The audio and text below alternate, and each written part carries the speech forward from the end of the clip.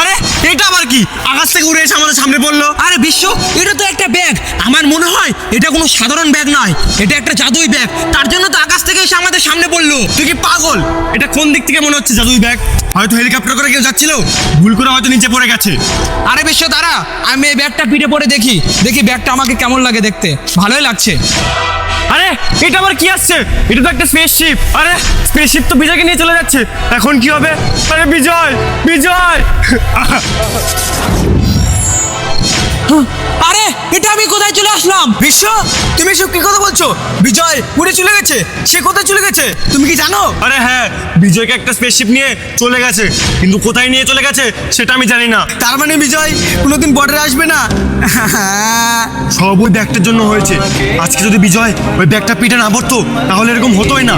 এই জায়গা তো আমি একদমই চিনতে পারছি না। এখন আমি আমাদের বর্ডারে ফিরে যাব কি করে? আমার মনে হচ্ছে এই ব্যাগটার জন্যই আমি এই অচেনা জায়গায় চলে এসেছি। কিন্তু এখন আমি বর্ডারে কিভাবে যাব? কিছু তো একটা উপায় বার করতে হবে। আমাকে আমাদের দেশে ফিরে যেতেই হবে।